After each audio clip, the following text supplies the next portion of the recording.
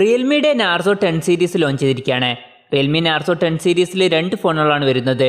Realme Narzo 10ഉം പിന്നെ Realme Narzo 10എയും. ഇന്ന് ഈ വീഡിയോയിൽ നമ്മൾ നോക്കാൻ പോകുന്നത് റിയൽമി നാർസോ 10ന്റെ വിശേഷങ്ങളാണ്.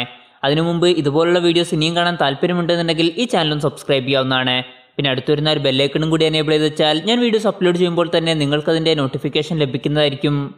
റിയൽമി നാർസോ 10 വരുന്നത് 6.5 ഇഞ്ചിൻ്റെ HD+ ഡിസ്പ്ലേയുമായിട്ടാണ്. IPS LCD പാനലാണ് ഈ ഫോണിൽ ഉപയോഗിച്ചിരിക്കുന്നത്.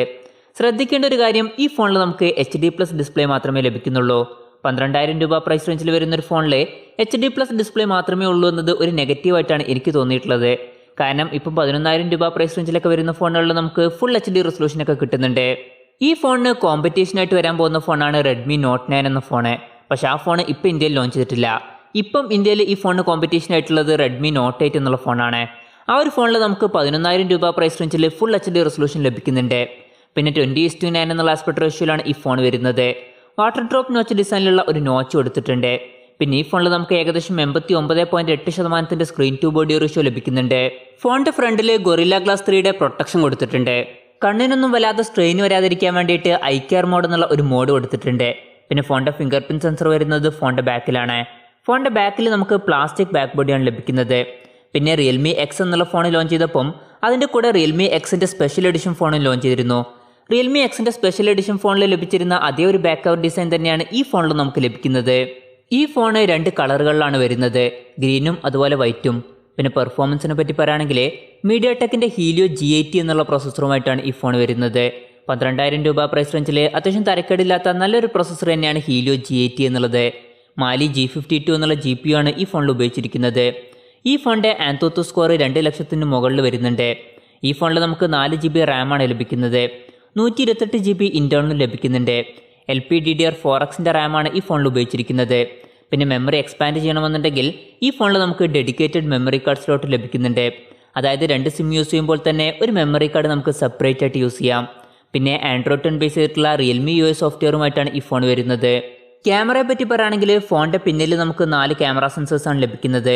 48 മെഗാ പിക്സലിൻ്റെ f1.8 അപ്പേഴ്സിൽ വരുന്ന മെയിൻ സെൻസറാണ് വരുന്നത്.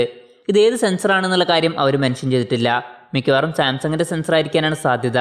പിന്നെ 8 മെഗാ പിക്സലിൻ്റെ f2.3 അപ്പേഴ്സിൽ വരുന്ന അൾട്രാ വൈഡ് ആംഗിൾ ലെൻസ് വരുന്നുണ്ട്. ഇതിൻ്റെ ഫീൽഡ് ഓഫ് വ്യൂ വരുന്നത് 119 ഡിഗ്രിയാണ്. പിന്നെ 2 മെഗാ പിക്സലിൻ്റെ f2.4 അപ്പേഴ്സിൽ വരുന്ന മാക്രോ ലെൻസും അതുപോലെ 2 മെഗാ പിക്സലിൻ്റെ f2.4 അപ്പേഴ്സിൽ വരുന്ന പോർട്രേറ്റ് ലെൻസും വരുന്നുണ്ട്. ലോ ലൈറ്റ് പെർഫോമൻസ് മെച്ചപ്പെടുത്താൻ വേണ്ടിയിട്ട് സൂപ്പർ നൈറ്റ് സ്കേപ്പ് എന്നുള്ള ഒരു മോഡ് കൊടുത്തിട്ടുണ്ട്.